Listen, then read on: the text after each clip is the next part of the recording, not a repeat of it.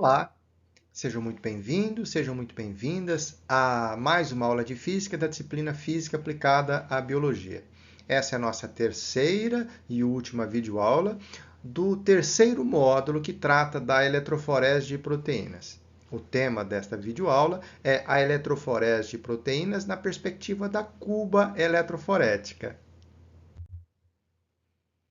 Uma cuba eletroforética é um equipamento essencial em laboratórios de biologia molecular e bioquímica. Ela é utilizada para separar e analisar moléculas de DNA, de RNA e de proteínas. Ela se utiliza do conceito de mobilidade eletroforética. Em uma cuba eletroforética, os eletrodos são posicionados de forma a garantir que as amostras que serão analisadas experimentem a ação de um campo elétrico uniforme, como ilustrado na imagem em tela. Durante a eletroforese, as moléculas são separadas a partir do tamanho devido à prevalência de uma carga elétrica líquida diferente de zero, formando bandas, conhecidas como bandas eletroforéticas. A velocidade de mobilidade das bandas eletroforéticas é diretamente proporcional à quantidade de carga líquida de prevalência em um determinado aminoácido para um dado valor de pH da solução. Quanto maior for o valor da carga líquida, maior a mobilidade e vice-versa. Além disso, o sinal da carga líquida vai indicar o sentido do deslocamento eletroforético. Se a carga líquida do aminoácido for positiva, a proteína vai se deslocar em direção ao eletrodo negativo. Agora, caso a carga líquida do aminoácido seja negativa, a proteína vai se deslocar em direção ao eletrodo positivo. Em relação ao tamanho, a velocidade de mobilidade eletroforética é inversamente proporcional ao tamanho da cadeia de aminoácidos da proteína. Ou seja, proteínas com peso molecular maior são mais lentas, ao passo que proteínas com peso molecular menor são mais rápidas. Como a gente consegue ver nessas imagens aqui, existem dois tipos principais de cubas eletroforéticas: as horizontais e as verticais. As cubas horizontais são utilizadas principalmente para a separação de fragmentos de DNA e RNA em suportes semissólidos formados por géis de agarose. Também é utilizada em suportes sólidos constituídos por uma fita de acetato de celulose. Já as cubas verticais são utilizadas para a separação de proteínas em géis de poliacrilamida. Os principais componentes de uma cuba eletroforética são o tanque, os pentes, o gel, os eletrodos e a fonte de alimentação. O tanque. O tanque contém o tampão eletroforético que conduz a corrente elétrica. O gel é o suporte semissólido poroso onde as moléculas vão migrar. Os pentes, eles criam poços no gel onde as amostras serão depositadas. Os eletrodos criam o campo elétrico necessário à mobilidade eletroforética quando são energizados pela fonte de alimentação. Já a fonte de alimentação é a responsável por controlar a voltagem, a intensidade da corrente elétrica e o tempo da corrida eletroforética. A escolha do tipo de gel a ser utilizado na corrida eletroforética é crucial, pois ele determina a separação e a resolução das moléculas. Os géis mais comumente utilizados são agarose e poliacrilamida. A escolha entre eles depende do tipo de molécula a ser separada e do grau de resolução desejado. Vamos começar falando do primeiro caso, o gel de agarose. O gel de agarose é constituído de polissacarídeo extraído de algas marinhas. Seus poros são relativamente grandes, como é possível ver nesta imagem em tela. Esta característica o torna ideal para a separação de fragmentos de DNA de grande porte, acima de 50 pares de base, por exemplo. E é por este motivo também que ele é o gel mais utilizado na separação de fragmentos de DNA obtidos por PCR ou digestão com enzimas de resolução. Já o gel de poliacrilamida é um polímero sintético formado pela polimerização da acrilamida e bisacrilamida. Os poros do gel de poliacrilamida podem ser controlados pela concentração de monômeros, permitindo a separação de moléculas menores, como proteínas e pequenos fragmentos de DNA.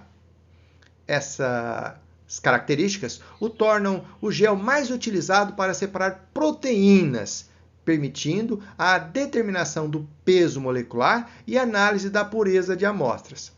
Além disso, ele também pode ser utilizado para separar fragmentos de DNA e RNA de pequeno porte, com maior resolução do que o gel de agarose. Após a corrida eletroforética, as moléculas separadas no gel formam bandas distintas. Para visualizar essas bandas, são utilizadas diversas técnicas, cada uma com suas particularidades e aplicações. A escolha do método de visualização dependerá do tipo de molécula analisada, se é DNA, RNA ou proteínas, e do objetivo do experimento. Vamos começar falando então da coloração com brometo de etídio. Então, o brometo de etídio é utilizado para a separação de fragmentos de DNA e RNA. Por ser um corante intercalante, suas moléculas se inserem entre as bases nitrogenadas dos ácidos nucleicos, emitindo fluorescência sob a luz ultravioleta. Embora ele tenha grande sensibilidade de uso, exige cautela no uso e descarte por ser uma substância carcinogênica. Vamos então falar do segundo método, a coloração com azul de Coomassie. O azul de Coomassie é um corante muito utilizado na separação de proteínas, por torná-las visíveis ao se ligar a elas. Por ter alta sensibilidade em concentrações maiores de proteínas, é amplamente utilizado. Porém, em concentrações menores de proteína, ele é menos sensível do que outros métodos, como a prata, por exemplo. Já que nós estamos falando de prata, o terceiro método, então, é a coloração com prata. Então, trata-se de uma reação química que deposita prata metálica nas proteínas, formando bandas escuras. Esse método é altamente sensível, permitindo a detecção de pequenas quantidades de proteínas. Porém, envolve um protocolo complexo. Seu uso é realizado com moderação, por esse motivo. E por último, vamos falar do método de quimiluminescência. Então, nesse método, as proteínas são marcadas com compostos quimiluminescentes que emitem luz quando reagem com um substrato específico. Então, a luz é capturada por um filme ou por um equipamento de quimiluminescência.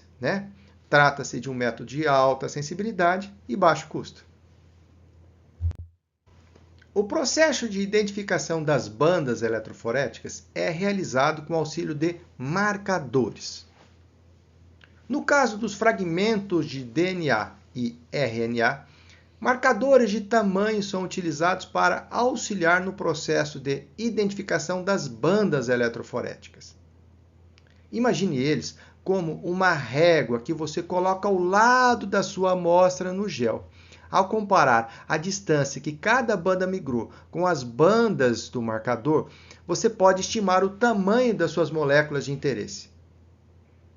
Os marcadores são misturas de fragmentos de DNA de tamanhos conhecidos, geralmente obtidos por digestão enzimática de um plasmídio ou de um vírus. Os fragmentos do marcador são corados da mesma forma que as amostras, permitindo, deste modo, a comparação direta deles.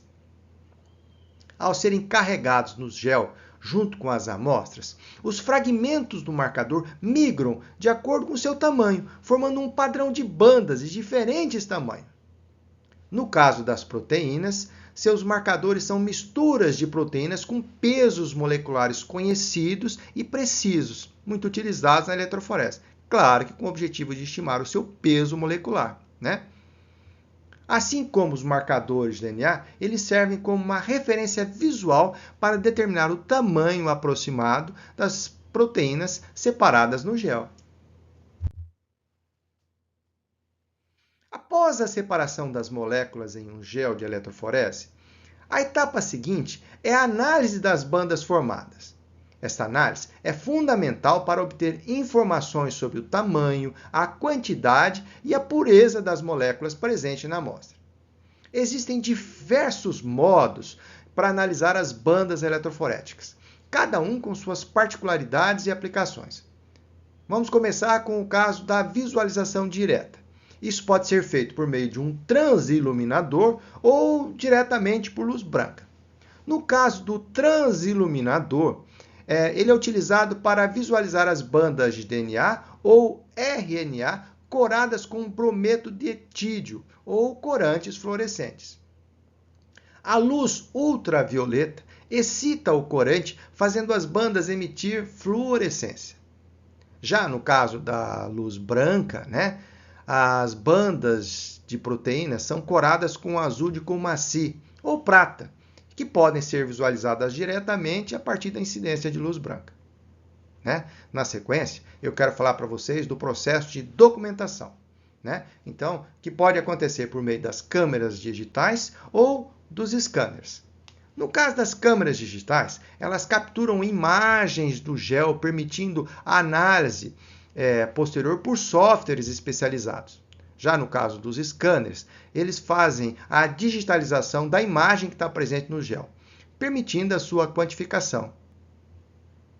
E por último, temos o processo de análise das imagens, que é feito por meio de softwares especializados, que permitem medir a intensidade das bandas, calcular a área e determinar o tamanho e comparar diferentes amostras. Bom, além disso, no caso especial da eletroforese em acetato de celulose, você pode recortar essas bandas, eluir o seu conteúdo numa solução, colocar ele num espectrofotômetro com uma curva padrão conhecida e de lá você tira a concentração das proteínas que estão presentes na solução. Tá? Essa é uma outra forma de você quantificar isso daí. As cubas eletroforéticas horizontais também permitem a realização de outro tipo de eletroforese, a eletroforese em suporte sólido, sendo o suporte o papel de filtro, o átomo número 1, ou o acetato de celulose.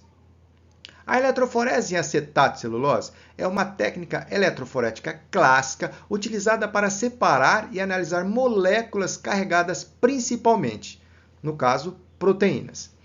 Nessa técnica, uma fina membrana de acetato de celulose atua como suporte para a migração das moléculas em um campo elétrico.